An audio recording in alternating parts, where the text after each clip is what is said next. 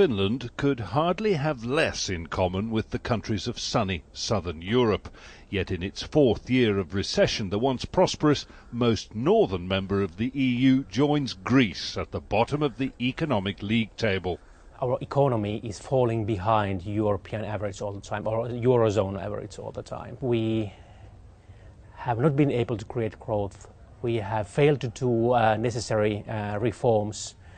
And things are getting worse at the time in Finland when things are getting better in other European sort of crisis countries. Hari is a craft beer brewer, part of a generation of start-up entrepreneurs who once worked for the now defunct mobile phone giant Nokia. I would say that it was way too much Nokia focused, at least the business environment back in that time. Now we have, of course, several small companies here. We have quite a big companies that have established their offices here in Oulu. Hari brews his beer in the northern city of Oulu. Really strong.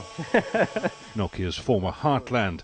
The boom years brought big salaries. Now Finland's high-wage workforce is too expensive to compete globally.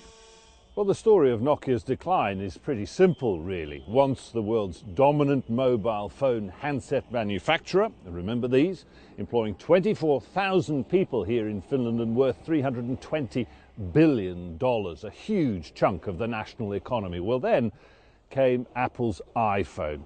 Nokia failed to innovate, to stay in the game, and the whole business was swept away, leaving only remnants involved in networks behind. Dark days too for Finland's other mainstay, the paper industry, in decline because of cheaper pulp and cheaper workers elsewhere. And the soup kitchens are filling up. It's no better in the capital, Helsinki. 10 years ago, this food bank served 200 people a day. Now the cold and hungry arrive twice a week in their thousands. Here it's not much people, but there's other line. People getting food, and it's very long line, and it's getting more and more. We were 2 years ago first time, and now like this year it's getting like double the size. The government's preferred solution is austerity, and amid the spending cuts there's pressure to return to a sovereign currency so that Finland can devalue its way out of economic trouble. No Greek-style bailout then, but a new euro crisis? Maybe. Jonah Hull, Al Jazeera, Finland.